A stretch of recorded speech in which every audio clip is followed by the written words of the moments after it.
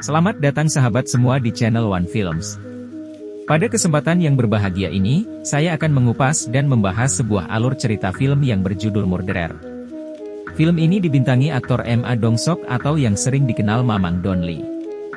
Film bercerita tentang keluarga Mamang Don-lee yang mempunyai anak laki-laki yang kuper. Sebelum lanjut jangan lupa pencet subscribe dan klik tombol lonceng. Film dimulai dengan seorang pria bernama Jo Hyuk. Ia memergoki istrinya yang sedang nganu dengan pria lain. Jo Hyuk yang sudah emosi. Ia masuk dan langsung membunuh si pria dan istrinya sendiri. 6 tahun berlalu, ada seorang anak yang sering dibully temannya bernama Yong Ho.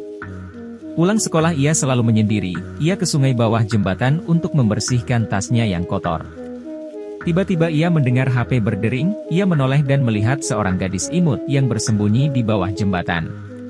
Pas Yong Ho akan pergi, tiba-tiba ada wanita di dalam mobil yang menanyakan seorang gadis berpakaian kuning. Lalu Yong Ho sejenak melihat gadis itu, Yong Ho mengatakan jika ia tidak melihat siapapun. Mobil pun pergi, begitu juga gadis itu. Di rumah Jo Hyuk sedang membersihkan kandang hewan ternaknya. Setelah kejadian lampau Jo Hyuk dan anaknya pindah ke desa. Yong Ho selalu membantu pekerjaan rumah, seperti menjemur pakaian hingga memasak. Walaupun sang ayah terlihat cuek kepada Yong Ho, tapi jauh di lubuk hatinya ia sangat menyayangi anaknya. Yong Ho juga memiliki bakat melukis sejak ia masih kecil. Esoknya ketika di sekolah ada murid baru yang ternyata ia adalah gadis yang kemarin ditemui Yong Ho. Gadis itu bernama Jisoo. Sepulang sekolah Yong Ho mampir ke bawah jembatan dan melihat Jisoo sedang duduk. Jisoo mengira jika Yong Ho akan menjahilinya. Yong Ho pun minta maaf lalu pergi. Karena merasa bersalah, Jisoo mengajak Yong Ho untuk bermain layangan, namun Yong Ho tidak bisa bermain layang-layang. Pagi sebelum berangkat sekolah Yong Ho membantu ayahnya di peternakan. Yong Ho meminta uang jajan tambahan dengan alasan membeli perlengkapan sekolah. Yong Ho mandi dengan bersih dan wangi, ia mendatangi Jisoo dengan penampilan yang baru sambil membawa makanan. Ia berniat mengajak Jisoo makan bersama namun Jisoo menolaknya dan membuang makanan itu. Mereka dilihat oleh preman kelas yang diketuai oleh Choi. Hal itu membuat Yong Ho ketakutan. Saat Jisoo akan pergi ia ditahan oleh Choi. Yong Ho mencoba membantunya, tapi ia malah dihajar dan tidak berani melawan hingga wali kelas datang. Sambil mengobati luka Yong Ho, ibu guru menyemangati agar Yong Ho bersikap lebih percaya diri. Terlihat Jisoo makan bersama ayahnya. Ayahnya meminta Jisoo untuk menjadi anak yang berprestasi. Jisoo teringat, dulu pas akan menunjukkan hasil ujiannya. Ia melihat ayahnya sedang menggandeng wanita lain. Jisoo sangat sedih karena merasa ditelantarkan. Sepulang sekolah Jisoo melihat ibunya sering yang mabuk-mabukan. Jisoo merasa ia kurang perhatian dari orang tuanya.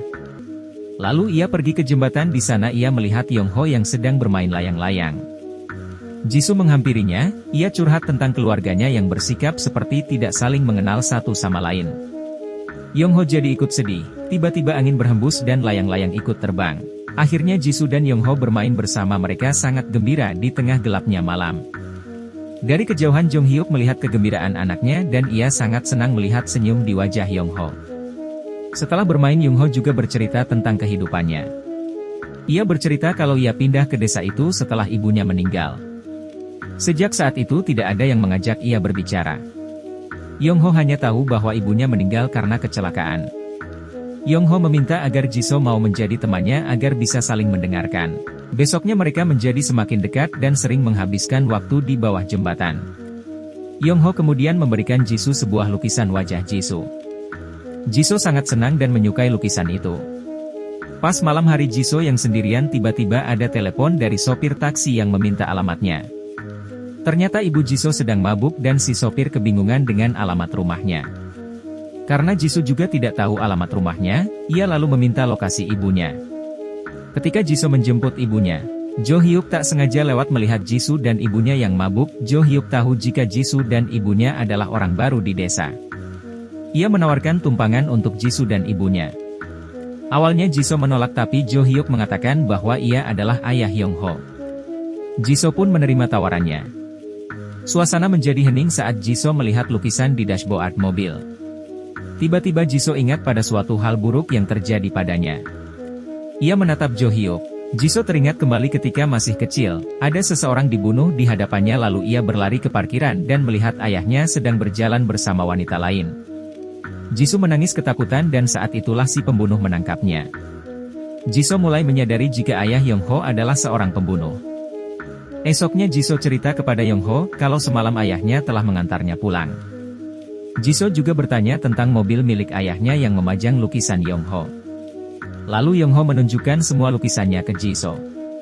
Jisoo meminta izin untuk membawa pulang lukisan-lukisan tersebut. Ketika melihat lukisan tersebut, Jisoo teringat pas ia disekap di dalam mobil oleh seseorang misterius.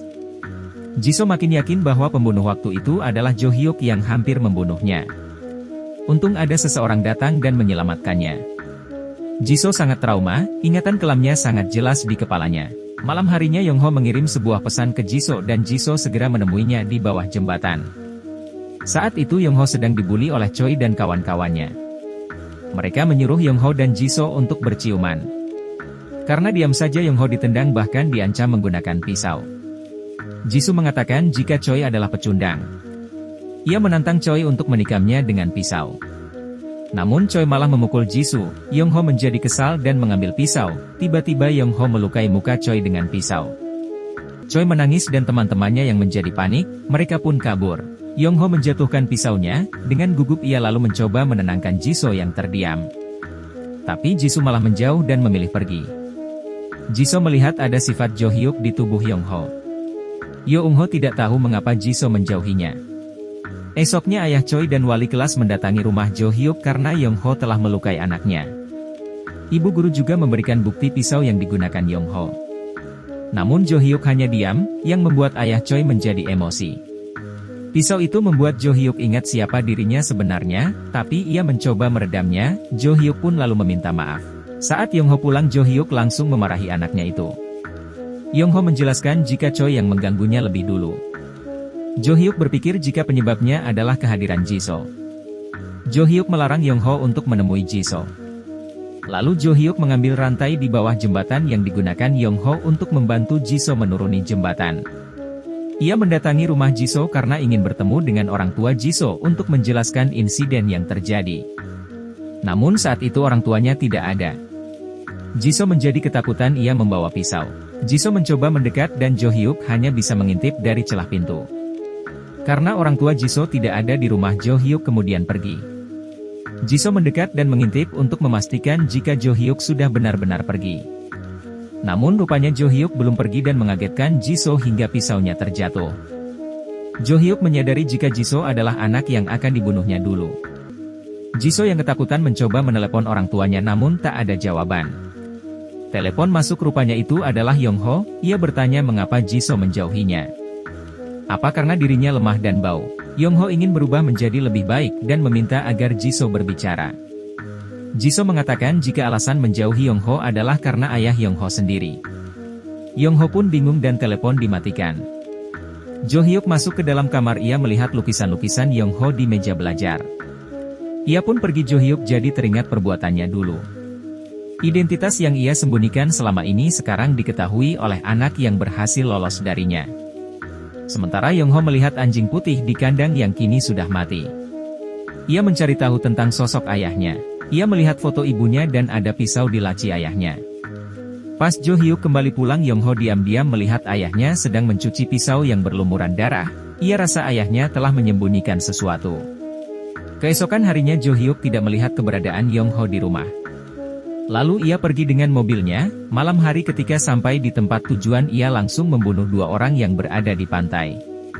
Yongho ternyata berada di dalam mobil untuk mengikuti ayahnya. Ia melihat aksi ayahnya, Yongho sangat syok. Ia baru sadar jika ayahnya adalah seorang pembunuh. Yongho berlari pergi namun suara kakinya terdengar oleh Jo Hyuk. Yongho menghubungi Jisoo bertanya apakah ayahnya selama ini mencoba membunuh Jisoo. Yongho bingung karena ayahnya adalah orang yang selama ini baik kepadanya. Dalam mobil Jo Hyuk seperti orang kesetanan, sementara Yongho terus menangis, karena satu-satunya orang yang dimilikinya adalah seorang pembunuh. Setelah kejadian itu Yongho tidak pulang ke rumah, ia menumpang di rumah Jisoo. Esoknya Yongho tidak masuk sekolah. Lalu ia menemui gurunya yang baru saja pulang. Ibu guru menanyakan kenapa Yongho tidak masuk sekolah. Yongho kemudian bertanya apakah sikap anak tidak jauh dari orang tuanya.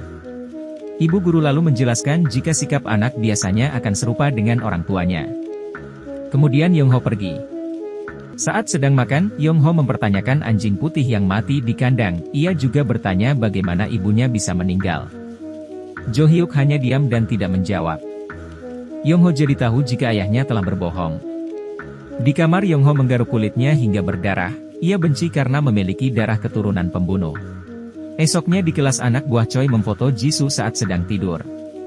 Tak lama Yong Ho datang dan langsung menghajarnya. Choi meminta Yong Ho untuk berhenti, tapi Yong Ho tidak takut dan ia mendekati Choi. Akhirnya terjadi perkelahian. Choi menghajar Yong Ho tapi yang berhasil menghajar Choi balik. Wali kelas mengetahui dan Yong Ho berlari. Pulang sekolah, Jisoo melihat sobekan lukisan Yong Ho di bawah jembatan. Ia mencoba menghubungi Yong Ho tapi nomor Yong Ho sudah tidak aktif lagi. Dengan menangis Jisoo pun pergi. Tapi rupanya Jo Hyuk sudah mengintai Jisoo. Tiba-tiba Yong Ho datang dan menghadang mobil ayahnya. Ia mengambil lukisan di dashboard mobil dan menghancurkannya. Jo Hyuk sedih karena sekarang anaknya tahu siapa dia sebenarnya. Malam harinya Yong Ho mengambil pisau di laci ayahnya berencana untuk membunuh ayahnya. Tiba-tiba Yong Ho mengurungkan niatnya. Yong Ho mulai melukai dirinya. Ia teringat perkataan gurunya tentang darah yang mengalir dalam diri seseorang. Ia tak ingin darah pembunuh ada pada dirinya. Sehingga ia berusaha mengeluarkannya. Ia takut kalau nanti ia akan menjadi sosok seperti ayahnya.